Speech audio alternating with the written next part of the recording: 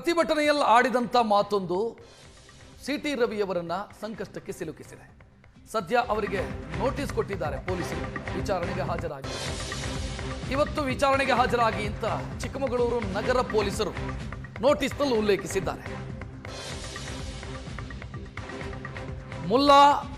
ಮುಲ್ಲಾನಿಗೆ ಹಾಕಬೇಕು ನೀಟ್ ಪರೀಕ್ಷೆಯ ವಿಚಾರ ಅನ್ನೋ ಅರ್ಥದಲ್ಲಿ ಅವರು ಆಡಿದ ಮಾತು, ಧಾರ್ಮಿಕ ನಿಂದನೆ ಅನ್ನೋ ವಿಚಾರದಲ್ಲಿ ಅವರ ಮೇಲೆ ಕೇಸು ದಾಖಲಿಸಲಾಗಿದೆ. ಚಿಕ್ಕಮಗಳೂರು ನಗರ ಪೊಲೀಸ್ ಸ್ಟೇಷನ್ನಲ್ಲಿ ಕಂಪ್ಲೇಂಟ್ ದಾಖಲಾಗಿದೆ. ನಿನ್ನೆ ನೋಟಿಸ್ ಕೊಡೋದಕ್ಕೆ ಬಂದಿದ್ರು ಪೊಲೀಸರು, ಹೈ ಡ್ರಾಮಾ ಸೃಷ್ಟಿಯಾಯಿತು.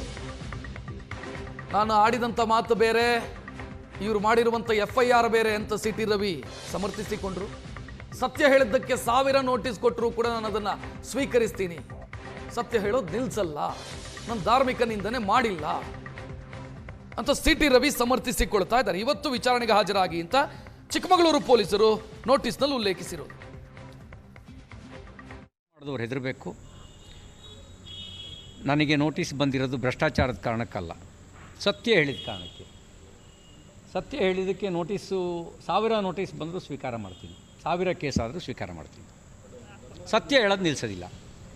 ಧರ್ಮ ನಿಂದನೆ ಮಾಡಿಲ್ಲ. ಧರ್ಮ ಅಂದರೆ ಬಸವಣ್ಣವ್ರು ಹೇಳಿರೋದು, ಕಳಬೇಡ, ಕೊಲಬೇಡ, ಹುಸಿಯ ನುಡಿಯಲು ಬೇಡ, ಅನ್ಯರಳು ಅಸಹ್ಯ ಪಡಬೇಡ, ತನ್ನ ಬಣ್ಣಿಸಬೇಡ, ಇದಿರ ಅಳಲಬೇಡ, ಅದು ಧರ್ಮ.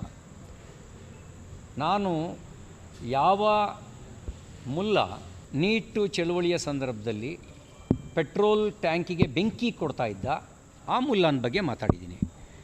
ಪೆಟ್ರೋಲ್ ಟ್ಯಾಂಕಿಗೆ ಬೆಂಕಿ ಕೊಡೋದು ಧರ್ಮ ಅಂತ ಯಾರೂ ಹೇಳಲ್ಲ, ಅದು ಅಧರ್ಮ, ಅಮಾನವೀಯ. ಅಕಸ್ಮಾತ್ ಪೆಟ್ರೋಲ್ ಟ್ಯಾಂಕ್ ಸ್ಫೋಟಗೊಂಡಿದ್ದರೆ 100 ಜನ ಸಾಯ್ತಿದ್ರು. ಅಂಥ ಕೆಲಸವನ್ನು ಧರ್ಮ ಅಂತ ಯಾರೂ ಹೇಳಲ್ಲ. ಆ ವ್ಯಕ್ತಿ ಬಗ್ಗೆ ಮಾತಾಡಿದ್ದೀನಿ, ಆ ವ್ಯಕ್ತಿ ಬಗ್ಗೆ 1000 ಸರಿ ಮಾತಾಡ್ತೀನಿ.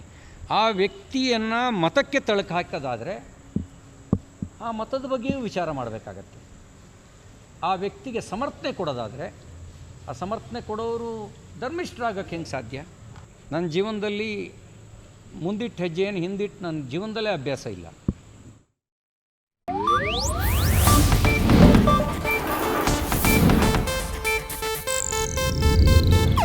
ಇದು ಏಷ್ಯಾನೆಟ್ ನ್ಯೂಸ್ ನೆಟ್ವರ್ಕ್ ಪ್ರಸ್ತುತಿ.